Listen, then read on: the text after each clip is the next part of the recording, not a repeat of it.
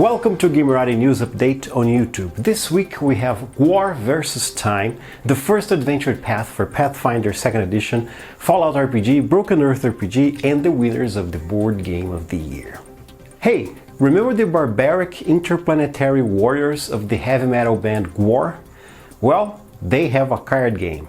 Or rather, they want to have a card game and it's on Kickstarter right now. It's called GWAR vs. Time and they need our help to make it a reality. From designer Matthew Grau from Cthulhu Tech, The Void and many other games, GWAR vs. Time is a deck building card game for 3 to 5 players featuring all your favorite GWAR characters, items, locations and enemies from throughout the band's rich decades-long history. It showcases art made by GWAR, including brand new art made for the game. It's a hefty game with almost 300 cards, a game board and time dial. The Kickstarter is also funding a show of GWAR at Gen Con 2020, so if you don't want the game, you can pledge $5 to see GWAR live at Gen Con next year. But why wouldn't you want the game? It's GWAR vs. Time. More information through the link in the video description. The winners of the Spiel des Jahres and the other board game awards have been revealed. In case you're not familiar with it, Spiel des Jahres, or Game of the Year, is an award for board and card games created in 1978 with the aim at rewarding excellence in game design in the German market, arguably the largest and most robust board game market.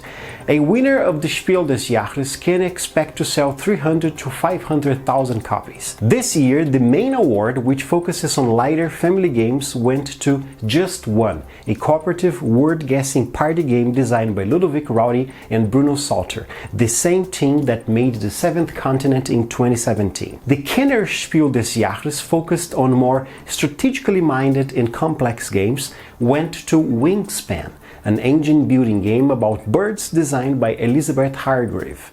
Lastly, the Kinderspiel des Jahres, aimed at kids, went to Valley of the Kings, a barrel bowling dexterity game by Marie and Wilfred Fort. There's also a list of recommended games by the commission responsible for the prize. You can check it out through the link to the original Ars Technica article you'll find in the video description. The day has come. Paizo has released Pathfinder 2nd Edition. The 640-page Pathfinder core rule book comes with everything you need to build deeply customizable characters and weave fantastic stories, updating their incredibly successful Pathfinder role-playing game. There's also a 360-page Pathfinder bestiary with more than 400 monsters, from eons to zombies, and a brand new adventure path, Age of Ashes. Aimed at both seasoned veterans and players new to tabletop RPGs, Age of Ashes Adventure Path beckons you to go on a continent-spanning conflict against cultists, slavers, and a fiery draconic devastation, taking you from 1st to 20th level characters in a saga that will last you months or even years of gameplay, depending on the pace of your group. Age of Ashes will be released as all adventure paths in 6 monthly volumes, and the first is already out, Hell Knight Hill, that you can find as PDF or print from Paizo.com or from your friendly local game store. Modiphius Entertainment has released Fallout Wasteland Warfare RPG in print and PDF. This standalone RPG builds upon the narrative of the miniature war game Modiphius released last year. It comes with rules for characters and adventure creation in the Wasteland, inviting you to explore abandoned vaults, ruined cities, strange facilities, and antiquated military bases, facing mutants, raiders, vault dwellers, and much more. Every copy of Fallout Wasteland Warfare role-playing game comes with a set of free downloadable files which will be updated as they are released, a digital copy of the rulebook, character cards, weapon cards, character archetype cards, and character playmat. The Fallout Wasteland Warfare role-playing game is an expansion for the miniature skirmish game, but it can be played as a standalone product. There is also a special dice for the game, also sold by Modiphius. You can also expect a complete standalone boxed set to be available for Christmas, including cards, dice, and rulebook for those who prefer everything in one package.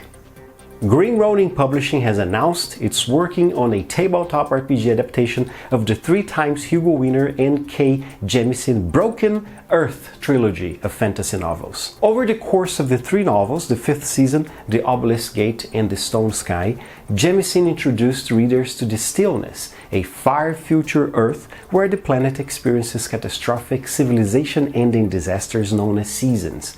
What remains of humanity struggles to survive in protected communities known as comms, sitting out the disaster to try and rebuild civilization after the seasons come to an end. Along the way, one group of people known as Orogins develop fantastical powers. Taken as children from their homes, they're trained in an order known as the Fulcrum, which aims to use and control them.